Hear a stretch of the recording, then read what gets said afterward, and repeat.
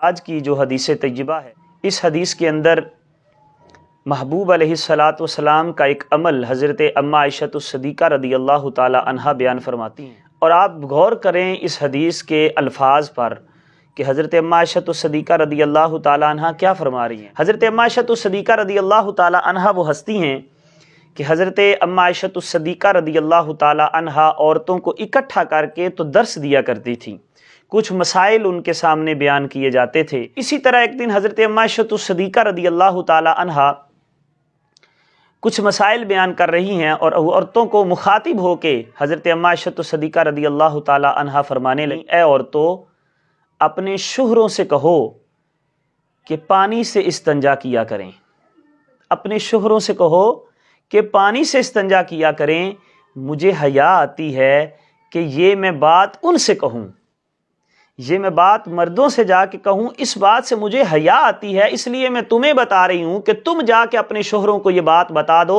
کہ پانی سے استنجا کیا کرو۔ بے شک رسول اللہ صلی اللہ علیہ وآلہ وسلم پانی سے استنجا کیا کرتے تھے۔ گویا کہ محبوب علیہ الصلاۃ والسلام کا عمل بھی بتا دیا،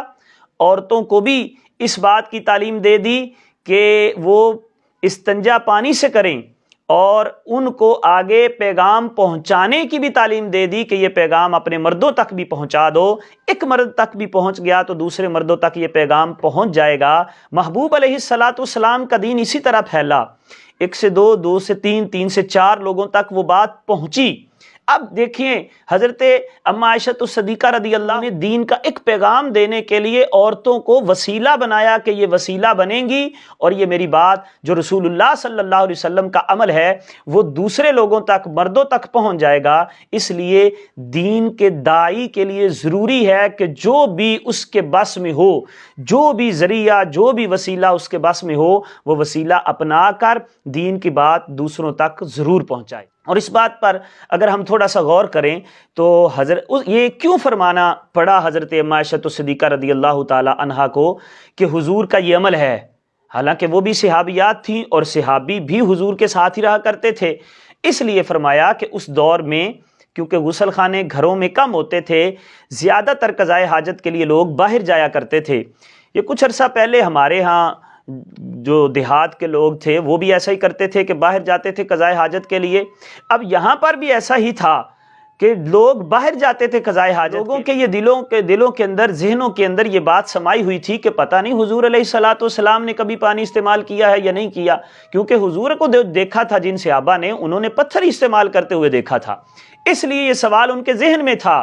اور اماں عائشہ الصدیقہ رضی اللہ تعالی عنہا کی قابلیت پر فخر کریں، اور حضور علیہ الصلاۃ والسلام کی زوجہ اور ہماری امی جان حضرت اماں عائشہ الصدیقہ رضی اللہ سب کے ذہن صاف کر دیے، اور فرمایا پانی سے استنجا کیا کرو، اور یہ بات اپنے مردوں تک بھی پہنچا دو۔ تمام فقہا اس بات پر متفق ہیں کہ پانی سے استنجا کرنا جائز ہی نہیں بلکہ افضل ہے۔ پتھروں سے استنجا کرنا بھی جائز ہے، ڈھیلوں سے بھی، پانی سے بھی، لیکن پانی سے استنجا کرنا افضل ہے۔ اور اس دور میں کیونکہ پانی کم ملتا تھا اس لیے زیادہ تر ڈھیلے استعمال کیے جاتے تھے یا پتھر استعمال کیے جاتے تھے۔ اب ہر علاقے میں پانی بھی وافر ہے اور پانی کثرت کے ساتھ پایا جاتا ہے، تو افضل یہی ہے کہ بندہ استنجے کے لیے پانی ہی استعمال کرے۔ اور جو جملہ حضرت اماں عائشہ الصدیقہ رضی اللہ تعالی عنہا نے بیان فرمایا ہے اس پر غور کریں کہ حضرت اماں عائشہ الصدیقہ فرماتی ہیں یہ بات اپنے شوہر تک پہنچا دو۔ کیوں؟ اس لیے کہ مجھے شرم آتی ہے، شرم محسوس ہوتی ہے ایسی بات کرتے ہوئے مردوں کے سامنے، لیکن عورتوں کو یہ بات بتائی، یعنی شرم محسوس اس لیے آئی کہ مردوں کے سامنے یہ بات کرنی پڑے گی، لیکن عورتوں کے سامنے یہ بات ساری حضور علیہ الصلاۃ والسلام کی زوجہ اور حضرت اماں عائشہ الصدیقہ رضی اللہ تعالیٰ عنہ نے یہ بات کھول کے بیان کر دی۔ ہمارے نوجوان جو اکیلے بیٹھ کر موبائل پر گند دیکھتے ہوئے شرم محسوس نہیں کرتے، وہ کوئی استنجے کا مسئلہ یا غسل کا مسئلہ ایک عالم دین سے پوچھنے میں بڑی شرم محسوس کرتے ہیں۔ ہمیں اس بات پر بھی غور کرنا چاہیے کہ یہ شرم والی بات نہیں، یہ دین ہے، اور ہمارے دین نے ہمیں چھوٹی سے چھوٹی چیز کی بھی تعلیم ارشاد فرمائی ہے، اور ہم کیوں کسی اور کے دروازے پر یا کسی اور سے کچھ لینے کے لیے جائیں جب سارا کچھ ہی ہمارے مصطفیٰ نے ہمیں عطا فرما دیا ہے، جب سارا کچھ ہی گنبد خضرا کے مکی نے ہمیں عطا فرما دیا ہے، پھر اور کسی در پر جانے کی ضرورت نہیں ہے۔ ہے، اللہ اور اس کے رسول صلی اللہ علیہ وسلم نے ہمیں مکمل دین عطا فرمایا ہے، اسی دین میں ہماری کامیابی ہے اور اسی کو ہمیں سمجھنے کی ضرورت ہے۔ اللہ تبارک و تعالی ہمیں سمجھنے کی توفیق عطا فرمائے۔